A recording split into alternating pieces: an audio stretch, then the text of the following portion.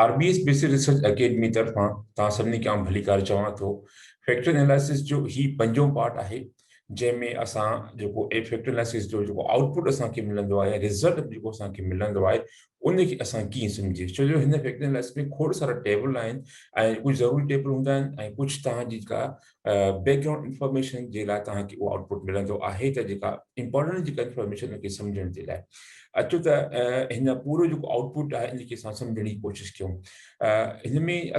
मां इहा कोशिशि कंदुसि कुझु हिसो जेको आउटपुट जो 5 हिसे में ऐं कुझु हिसो वरी 6 हिसे में तव्हांजे साम्हूं पेश कजे, त जीअं बआसी तव्हां सम्झी सघो ऐं उन खां अलावा वीडियो जी जेका लेंथ आहे उहा बि डिघी न थिए। ऐं उन खां पोइ आख़िरी जेको 7हों हिसो आहे उन में असां रिलायबिलिटी चेक कंदासीं, त उहो इम्पोर्टेंट आहे त तव्हांजो जेको फैक्टर जेकी ही मिसाल तव्हां ॾिसी सघो त जेके फैक्टर तव्हांखे मिलिया आहिनि त इहे रिलायबल बि आहिनि या इन रिलायबिलिटी यानी कुरंदो अल्फा केतिरो आहे। जेके कुरंदो अल्फा जो वैल्यू 0.6 खां मथे थो अची वञे त पोइ बहितर आहे ऐं असां इनखे इन जो फर्दर इस्तेमालु करे सघूं था। सो दोस्तो अचो त हिसो नंबर 5 खे डिस्कस कयूं। मुंहिंजो नालो डॉक्टर रहीम बख्श मुरो आहे ऐं मां शाबदी यूनिवर्सिटी सां तालुक़ रखां थो। फैक्टर एनालिसिस हिन सेशन में बि मेजर जेको आहे उहो आहे फैक्टर एनालिसिस ऐं इन खां पोइ interpreting output of factor analysis. Factor analysis के आउटपुट खे कीअं इंटरप्रेट कजे, अचो त उनखे सम्झिजे। इन हवाले खां असां जॾहिं आउटपुट वठंदासीं त पहिरीं का टेबल असांखे ही मिलंदी। हिन टेबल जा 2 हिसा असांखे आहिनि। ही तव्हां ॾिसो त हिकिड़ो कोरिलेशन आहे ऐं ॿियो आहे इन जो सिग्निफिकेंट। वन टेप सिग्निफिकेंट जेको असांजो आहे, ही पूरा जेके ही पाण में कोरिलेशन जा वैल्यूज़ आहिनि, हिक ॿिए सां जा कोरिलेशन जा वैल्यूज़ टोटल जेके आहिनि उहे लिस्ट आहे, उहे हिते क्वेश्चन नंबर 23 आहे। ऐं तव्हां हिते ॾिसी रहिया आहियो असां वटि हिते जेके क्वेश्चन 23 त कोन आहिनि, पर जेके चंद मख़सूस जेके खयां, छो जो जेके 23 रखंदासीं ॿिन्ही पासे खां त टेबल साइज़ तमामु वॾी थी वेंदी ऐं हिन कंप्यूटर स्क्रीन खां ॿाहिरि थी रहंदी, रिकॉर्डेबल न रहंदी। इन करे कुझु मख़सूस कनि त जीअं अव्हां सम्झी सघो त कोरिलेशन मैट्रिक्स जो कमु कहिड़ो आहे। इन जो कमु इहो ई आहे त जेके ॿिनि वेरिएबल जे विच में केतिरो रेट आहे, केतिरो कोरिलेशन आहे, उहो ज़ाहिर करे थो। हाणे हिन में तव्हांखे किथे 1.6 थो मिले त पर किथे तव्हांखे माइनस मिले थो। हाणे माइनस हुजे या पॉजिटिव, प्लस माइनस वारी हुजे, नेगेटिव रिलेशनशिप हुजे या पॉजिटिव रिलेशनशिप, पर रिलेशनशिप आहे ज़रूरु, इहो लाज़मी हुजे। ऐं उन खां पोइ तव्हांजो ही जेको ॿियो आहे पार्ट, इन में असां ॾिसूं था त इहे सिग्निफिकेंट आहिनि 0.05 खां घटि आहे त सिग्निफिकेंट आहे, त इहे जेके बि आहिनि उहे 0.05 खां सिग्निफिकेंट आहिनि। इहे 2 शयूं असांखे हिन में मिलंदियूं आहिनि। अच्छा, हाणे तव्हां ॾिसो था त ही कोरिलेशन मैट्रिक्स हुजे या वरी तव्हांजो आर मैट्रिक्स, ॻाल्हि बड़ी साॻी आहे। असांजा इहे हिक शइ जा 2 मुख़्तलिफ़ नाला आहिनि। Produce using the coefficients and the confident options. हाणे कोएफिशिएंट्स कहिड़ा आहिनि, तव्हां ही कोएफिशिएंट्स एंड कोरिलेशन जा ही जेके मिली रहिया ऐं ॿियो ही तव्हांजो सिग्निफिकेंट आहे। इहे 2 शयूं जेके हिन टेबल में असांखे मिली रहियूं आहिनि। तंहिंखां पोइ अगली टेबल में था ॾिसूं था त हिन जो top half of this table Pearson correlation coefficient between the all pairs. यानी तव्हां जेको टॉप आहे ही इन टेबल जो ही टॉप आहे, ही जेको टॉप हिन सभिनी में तव्हांखे इहा ई शइ मिली रही आहे त जेके वेरिएबल जे विच में कहिड़े क़िस्म जो रिलेशनशिप आहे उहो तव्हां ॾिसी रहिया आहियो। ऐं जॾहिं त bottom half contains the one tail significant, जेको बॉटम आहे उन में ही तव्हांजो बॉटम आहे, हितां खां वठी हीअ लाइन खां हेठि ही सॼो बॉटम आहे ऐं ही तव्हांजो अप आहे। हिन बॉटम में तव्हांखे उहो जेके आहिनि से तव्हांजा जेके सिग्निफिकेंट जा वैल्यूज़ असांखे मिली रहिया आहिनि त असांजो सिग्निफिकेंट आहे या न आहे। अच्छा, first scan the matrix correlation. असांखे कोरिलेशन जी मैट्रिक्स खे स्कैन करणो आहे, यानी ही जेको पूरो जेको असांजो आहे ही मथियों हाफ, हिन मथे हाफ में असांखे पूरे खे स्कैन करणो आहे त कोरिलेशन जा वैल्यू 0.3 खां मथे आहिनि या न। Okay, and look for the variable that only have a small number of the correlation greater than this value. And so ॾिसणो आहे त कहिड़ा उहे वेरिएबल जंहिंजो कोरिलेशन जो वैल्यू 0.3 खां घटि आहे। जेके 0.3 खां घटि आहे त हिन मक़सदु असांजो रिलेशन तमामु घटि आहे त असां हुनखे कीअं कंपेयर कंदासीं। ऐं हिन जी मिसाल इहो आहे त जीअं असां एप्पल ऐं ऑरेंज खे हिक ॿिए सां कंपेयर करे रहिया आहियूं, हालांकि ॿई जेके आहिनि से फ्रूट आहिनि पर ॿई मुख़्तलिफ़ आहिनि। इन जो रिलेशन त आहे पर एॾो ख़ासि रिलेशन कोन्हे जो असां ॿिन्ही खे हिक ॿिए सां कंपेयर करे सघूं। अच्छा, उन खां पोइ आहे त this can then can scan the correlation coefficient themselves to look for any greater than 0.9 यानी जो मक़सद है कि 0.9 का मथे के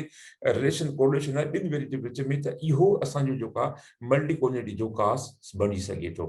तो इन करे असां का रेंज असां की मिली उहा 0.3 का 0.9 जे विच में जेके असांजा इन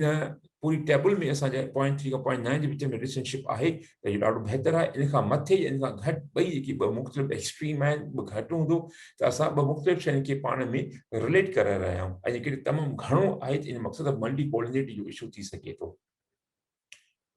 ऐं तंहिंखां पोइ असां अॻिते था वधूं त हिन में असांखे ॾिसो था त मुख़्तलिफ़ असांजो ई आहे त हाणे क्वेश्चन नंबर 1 ऐं क्वेश्चन नंबर में 1.9 जो का उहा असांजी आहे यानी ऑलमोस्ट बोथ आर सेम अच्छा इन वाले खां क्वेश्चन नंबर 2 ऐं 2 में 0.8 त इहा बि तमामु वॾी आहे अच्छा हिते जेको असांजो क्वेश्चन नंबर 4 हिन में तव्हांजी 0.9 तमामु घणी आहे त इन हवाले खां ॾिसंदासीं त ही जेके बि वैल्यू अचनि था मुख़्तलिफ़ कलर में त इहे सभु जेके असांजा मल्टी कोलिनिटी जा इशूज़ थी सघनि था इन में यानी असांजो हीर मां असां इहा ख़बर पइजी वई त अहिड़ा वेरिएबल जंहिंजी 0.3 खां घटि आहे या 0.9 खां घटि आहे त उहे असां सां इशूज़ आहिनि त उन इशूज़ खे हल करणु घुरिजे असांखे अच्छा हाणे हिन में असांजो ही डिटरमिनेंट तव्हां ॾिसी रहिया हो ऐं हिन में तव्हांजी डिटरमिनेंट तव्हांजी हिते हुई ही तव्हां डिटरमिनेंट नज़र अची रहियो आहे ऐं साॻियो डिटरमिनेंट असांजो ही तव्हांखे नज़र अची रहियो आहे 0.001 यानी the determinant is listed at the bottom of the matrix ही जेको बॉटम मैट्रिक्स आहे and for these data its value is 0.001 which is greater than necessary value 0.0001 यानी जेकॾहिं हिन जो ही डिटरमिनेंट जेको आहे उहो 0.0001 खां मथे आहे इन जो मक़सदु आहे त असांजो ही जेको मैट्रिक्स आहे उहो असांजो बहितर आहे ठीकु आहे यानी इन में का मल्टी कोलिनिटी जो कोई इशू कोई कोन्हे हाणे हिते 00 ऐं हिते 4 0 आहिनि त 0.001 इहो हिन खां 0.401 खां वधीक आहे त हिन में मल्टी कोलिनिटी जो को इशू कोन्हे अच्छा इन में वरी ॿ असां जेके अहम शयूं डिस्कस कंदा आहियूं KMO Kaiser Meyer Olkin measure of sample adequacy ऐं उन खां ॿियो जेको आहे उहो अॻिते ईंदो मेयर sphericity test of Bartlett's test of sphericity सो असां पहिरियों केमो खे डिस्कस करे वठूं त इन जो छा आहे केमो जेको रेंज आहे उहो जीअं कोरिलेशन जी रेंज आहे 0 खां 1 इन में हिन जी बि रेंज 0 खां 1 आहे ऐं उन खां पोइ 0 closer to 1 are the better जेतिरो जेकॾहिं तव्हांजो 1 ताईं केमो जो रिज़ल्ट आहे त ओतिरो वधीक बहितर आहे पर जेकॾहिं उहो 0.6 खां घटि न हुजणु घुरिजे 0.7 आहे त तमामु सुठो आहे 0.8 अञा वधीक बहितर 0.9 त बहितरीनु आहे त इन जो केमो जेको आहे उहो घटि में घटि 0.6 या इन खां मथे हुजणु घुरिजे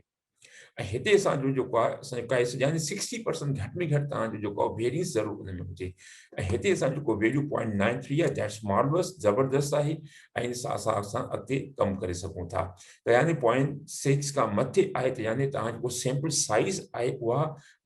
पूरी आहे तव्हां इन जे मथां फैक्टर एनालिसिस जा जेका आहे उहा तव्हां इनखे रन करे सघो था पर जेके 0.6 खां घटि आहे त माने तव्हां इन मथां जेको आहे तव्हां जेको फैक्टर एनालिसिस टेस्ट जेका उहा रन नथा करे सघो हाणे इन जो हल कहिड़ो इन जो हल इहो ई आहे त तव्हां डेटा खे अञा वधीक मिसाल के तव्हां डेटा 150 रेस्पोंडेंट आहे त तव्हां 200 ते वञो 200 ऐं 250 ते वञो 250 ऐं 300 ईअं तव्हां वधीक डेटा मेजर कलेक्ट करे ॿीहर तव्हां हिन में केमो रन कंदो त होपफुली तव्हांजो इहो मसइलो हल थी वेंदो ऐं जेको केमो जो 0.3 आहे 0.9 आहे इहो 0.6 खां मथे चढ़ी सघे थो त इन में असां ईअं करे सघूं था अच्छा जी अच्छा हिन में ॿियो जेको आहे असांजो मेजर आहे बॉटलिस टेस्ट ऑफ स्पेसिटी त हाणे इहा जेका असांजी 0.6000 त यानी इहा टेस्ट असांजी सिग्निफिकेंस आहे ऐं जेके तव्हांजो डेटा जेको सैंपल साइज़ उहो तमामु वॾी आहे मिसाल मोर देन 200 त नॉर्मली इहो सिग्निफिकेंट ईंदो आहे बॉटलिस टेस्ट ऑफ स्पेसिटी नॉर्मल इहो जेको आहे वधीक ईंदो इनखे इन में परेशान थियण जी काई ज़रूरत न आहे तक़रीबन 0.00 ई अची वेंदो आहे अच्छा हाणे असांखे क्रैबिंग करणियूं आहिनि त कुझु फैक्टर लाइ कुझु टिप्स आहिनि जेके असांखे ज़हन में जेके रखी छॾियूं आहिनि जीअं त ॾिसो हिन पिक्चर में ही जेको आहे इहे जेके शयूं पी थो छॾे तव्हांखे बि पंहिंजे ज़हन में रखी छॾियूं आहिनि कुझु जेके टिप्स आहिनि सभ खां पहिरीं टिप कहिड़ी आहे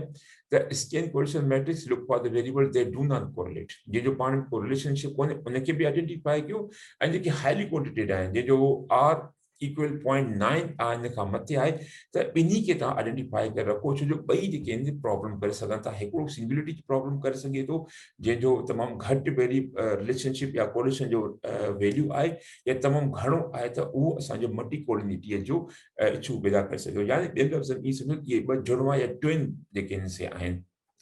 त इन ॿिन्ही शयुनि खे असांखे ख़तमु करिणो आहे।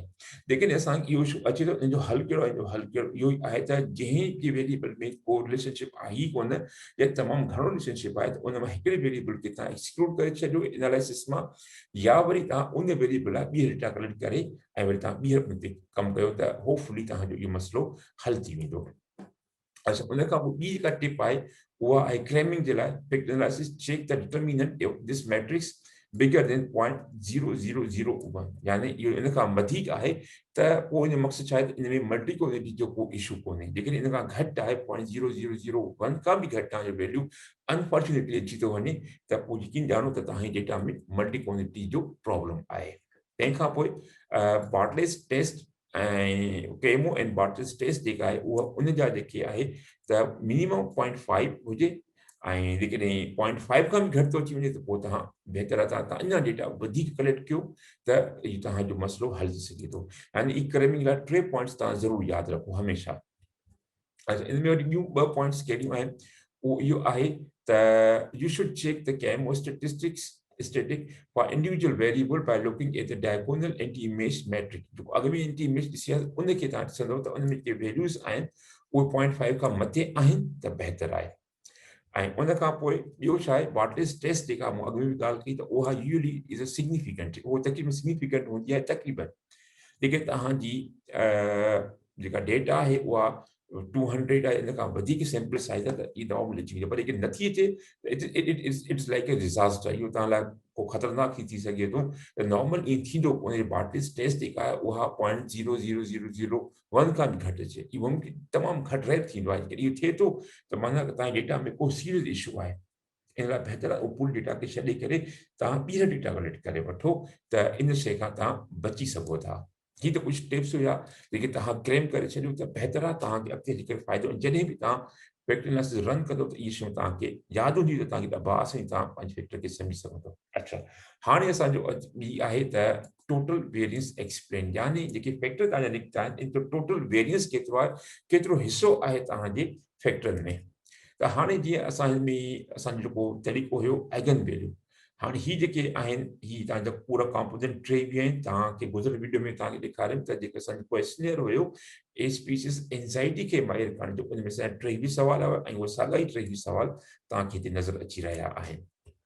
अच्छा, हाणे ही असांजो आहिनि आइगन वैल्यू, यानी उहे वैल्यू जंहिंजो आइगन वैल्यू 1 खां मथे आहे उहे असांजा फैक्टर ठही विया। हाणे हे जेके असांजा 4 फैक्टर ठहनि था, ईअं छो जो इन चइनि ताईं असांजो आइगन वैल्यू उहो 1 खां मथे आहे, ऐं उन खां पोइ ॿिया जेके बि आहिनि इन जो आइगन वैल्यू 1 खां घटि आहे। अच्छा, हिन में जोलिफर जो जेके तव्हांखे यादि हुजे हिकिड़ो ॿियो क्राइटेरियन आहे, इन जो मक़सदु आहे उहो चए त आइगन वैल्यू ॾाढो स्ट्रिक्ट आहे ऐं तव्हां 0.7 ताईं बि तव्हां वञी सघो था। 0.7 जो मक़सदु त इहे 0.7 ते ईंदासीं त पोइ 10 फैक्टर थी वेंदा। त इन जोलिफर जे वारी जेका ॻाल्हि तव्हांखे 0.7 ताईं बि आइगन वैल्यू थी सघे थो, त इन जेको असां रेफरेंस एॾो ख़ासि कोन्हे ऐं तक़रीबन जेको यूज़ थींदो आहे उहो आइगन वैल्यू 1 ई थींदो आहे। इन करे तव्हां बि 1 खे फॉलो कयो त वधीक बहितर आहे। ठीकु आहे, ऐं उन में ईअं थींदो आहे त जेको फैक्टर नंबर 1 हूंदो आहे उनजो तमामु घणो कंट्रीब्यूशन हूंदो आहे, हमेशह ईअं थींदो आहे। ऐं पोइ जेके जेतिरा बि फैक्टर आहिस्ते आहिस्ते उनजो कंट्रीब्यूशन जेको आहे उहो घटि पोइ वेंदो आहे। हिते जेको फैक्टर 1 तव्हां ॾिसो था इन जो टोटल 7.29 ऐं जेके तव्हां परसेंटेज में कंदो त 81% आउट ऑफ 100 आहे। ऐं इन खां पोइ जेको ॿियो फैक्टर आहे उहो 1.7 आहे ऐं इन जो टोटल जो कंट्रीब्यूशन उहो 7 आहे, यानी 31%, उन खां पोइ 7, उन खां पोइ 5, उन खां पोइ 5, यानी इहे जेके चारई असांजा फैक्टर आहिनि इन जो हिकिड़ो पूरो सिग्निफिकेंट कंट्रीब्यूशन आहे। ऐं टोटल कंट्रीब्यूशन जेको उहो चइनी जो उहो आहे उहो 50%, यानी हीअ डेटा जेको पूरो जेको वेरियंस आहे उहो 50% आहे। ऐं तंहिंखां पोइ असां अचासीं ही स्क्री प्लॉट ते। स्क्री प्लॉट ॾाढो समटाइम इम्पोर्टेंट हुआ है जंहिंमें तव्हांजा मिसाल जेके फैक्टर तव्हांजे 4 निकिरी आहिनि हिते त इहे 4 असां स्क्रीन प्लॉट जे ज़रिए सां वेरीफाई बि कंदा आहियूं त वाकई 4 आहिनि या न ऐं वरी कॾहिं कॾहिं स्क्रीन प्लॉट तव्हांखे धोखो बि ॾेई सघे थो इन करे स्क्रीन प्लॉट खे तव्हां वेरीफाई कयो जेकॾहिं वेरीफाई थी करे ठीकु आहे न त की नथो थिए त पोइ बहितर आहे तव्हां पंहिंजे आइगन वैल्यू मुताबिक़ हलो we could use the scree plot. He scree plot है which asks species to produce by using the option. इनमें ऑप्शन आहे उनमें पूरे वीडियो में स्क्रीन प्लॉट कीअं करिजे उहो बि ऑप्शन हिते बि तव्हां ॾिसी सघो था त हिते उहो स्क्रीन प्लॉट कीअं करिजे उन जो मेन्यू बि तव्हांखे ॾिसी सघो था हिते आहे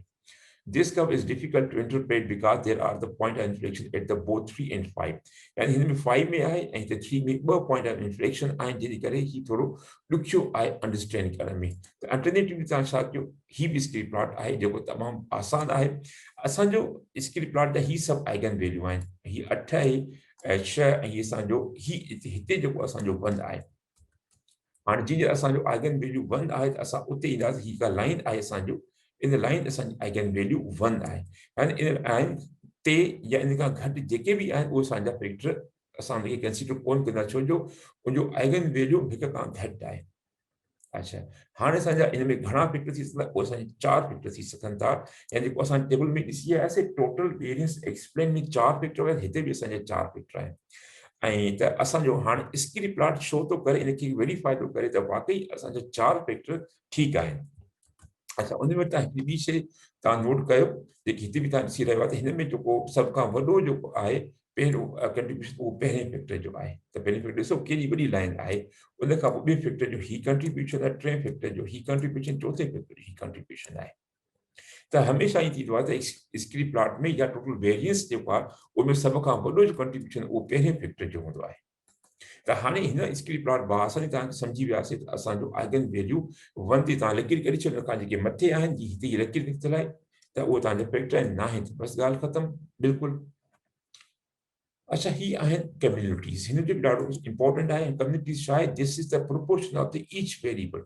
यानी ही असांजा वेरिएबल टेवीह असांजा क्वेश्चन्स आहिनि यानी हर क्वेश्चन हिकिड़ो वेरिएबल आहे यानी हर वेरिएबल जो वेरियंस जो केतिरो आहे तव्हांजो पूरी डेटा में अॻे में असां टोटल वेरियंस एक्सप्लेन ॾिसी आहे त चेंज फैक्टरनि जो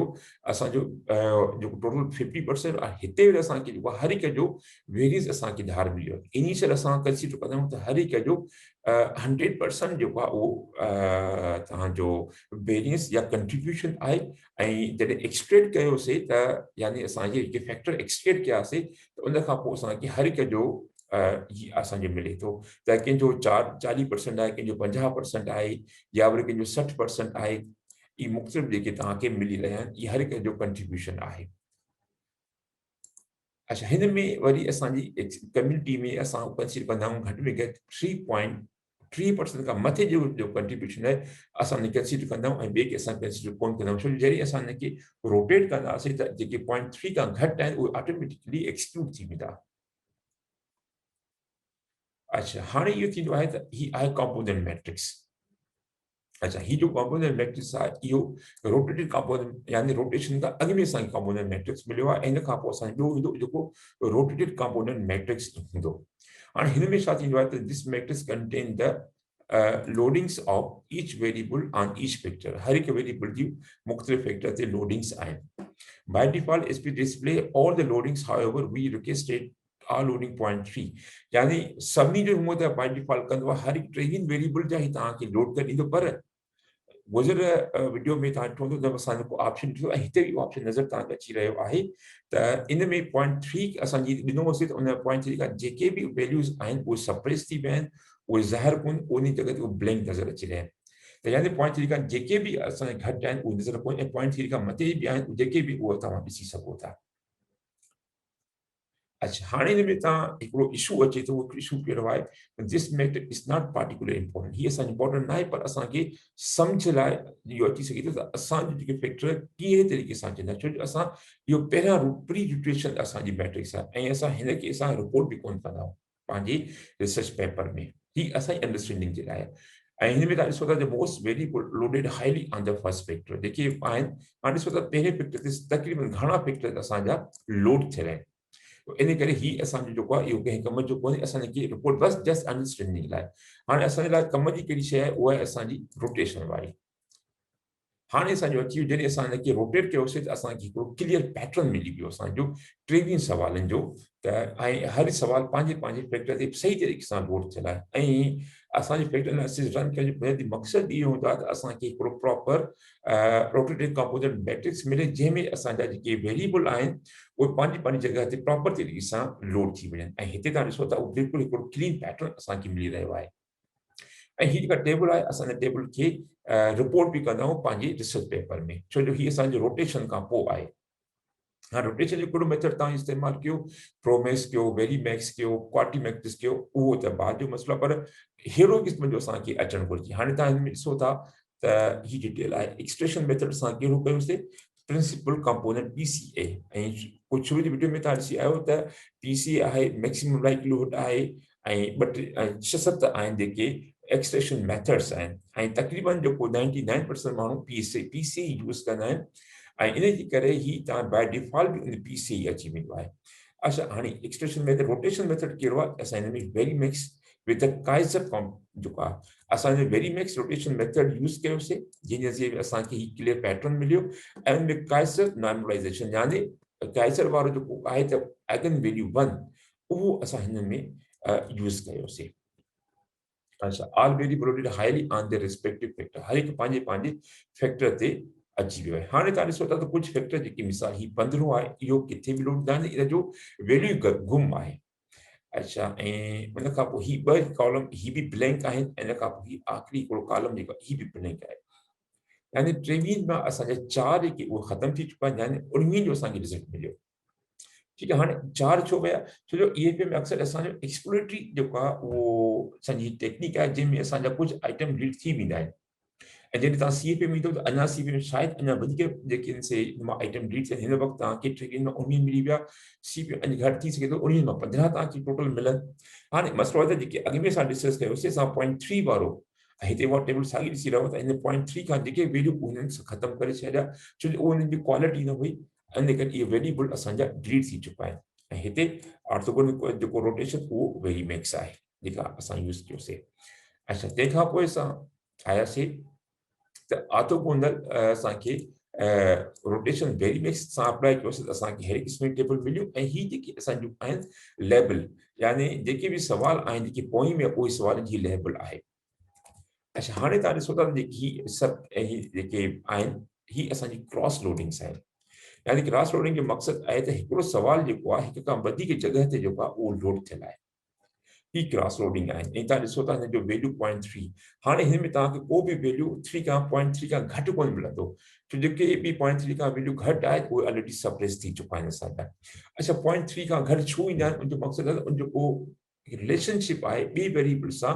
कोरिलेशन जो उहो तमामु घटि यानी तमामु घटि कोरिलेशन हूंदो त उहो ऑटोमेटिकली जेके तव्हांजा वेरिएबल आहिनि उहे सप्रेस थी वेंदा गाइब थी वेंदा ऐं उन खां पोइ तव्हां ॾिसो था ही ॿ जेके आहिनि क्रॉस लोडिंग आहे इहे हिक खां वधीक फैक्टर ते इहे जेके आहिनि असांजा लोड थियल आहिनि इन करे इहे असांजा डबल क्रॉस लोडिंग वारा जेके आहिनि असांजा कम अचनि हाणे में छा करिणो पवंदो त जिते जिते असांजी क्रॉस लोडिंग आहे त असां उन फैक्टर खे एक्सक्लूड करे छॾियूं त बहितर आहे त उहो असांखे क्लियर पैटर्न मिलंदो हाणे तव्हां हिनखे बार बार थोरो प्रैक्टिस कंदव त तव्हांखे हिकिड़ी जेसिताईं तव्हांखे क्लियर पैटर्न कोन थो मिले तेसिताईं तव्हां हिनखे ॿीहर रन कंदा वञो ऐं जेकी जेकी क्रॉस लोडिंग आहिनि उन वेरिएबल खे एक्सप्लोर कंदा वेंदो त तव्हां उन में हाणे इन ते अमली वीडियो बि मुंहिंजी अवेलेबल आहे जेके तव्हां हुनखे ॾिसंदव त तव्हां बासी सम्झी वठो त क्रॉस लोडिंग खे असां कीअं ख़तमु कयूं हाणे असां जॾहिं असां रोटेशन में त अॻु में असांजो ऑर्थोगोनल वेरीमैक्स हो जॾहिं असां ऑब्लिक्यू कयोसीं त उन्हनि खां पोइ बि असांखे कुझु मिलनि था यानी जेको तव्हांजो मैथड आहे रोटेशन मैथड तव्हां कहिड़ो बि इस्तेमालु कयो डिपेंड ऑन थ्योरी तव्हांखे सजेस्ट कंदी त पर बहरहाल कोशिशि असांजी इहा आहे त ॿिन्ही में असांखे क्लियर पैटर्न मिले दोस्तों ही आख़िर में ही कुझु किताब आहिनि जेके मां रेफर कंदो आहियां ऐं सॼो जेको लेक्चर आहे मूं हिन किताब मां तयारु कयो आहे तव्हांखे खपे त तव्हां मूंखे ईमेल कयो त मां तव्हांखे ही कॉपी मोकिले सघां थो आख़िर में तव्हां तमामु वॾी महिरबानी जो आख़िर ताईं हिन वीडियो में मुंहिंजो साथ ॾिनो वीडियो खे सम्झो ऐं जेके को सुवाल आहे त तव्हां मूंखे यूट्यूब चैनल ते ई तव्हां छॾे सघो था, त मां पंहिंजी फारिग टाइम में उन सवाल जो जवाब बि तव्हांखे ॾेई सघां थो। ऐं तमामु घणी तव्हांजी तरह तारीफ़ मिले थी, तव्हां इन लाइ तमामु घणो शुक्रियो त तव्हां हिन जेको आहे वीडियोस खे लाइक कयो था, पसंदि कयो था। ऐं कुझु व्हाट्सअप ते मुंहिंजे दोस्त या पर्सनली जेके मुंहिंजा शागिर्द जे मुंहिंजा कलीग्स यूनिवर्सिटी में मिलंदा आहिनि, त उहे बि मूंखे लिखी ॾाढो लाइक कंदा आहिनि। तव्हांजी तमामु वॾी महिरबानी जो तव्हां मूंखे इंकरेज कयो था पंहिंजे हिकु पॉज़िटिव रिमार्क सां। बसि आख़िर में इहो रुॻो हिनखे तव्हां सब्सक्राइब करे वठंदव त ॾाढो बहितरु रहंदो, ऐं हिनखे शेयर कयो जीअं वधि खां वधि दोस्तनि ताईं इहा मालूमात पहुचे। तव्हांजी तमामु वॾी महिरबानी ॾिसण जी।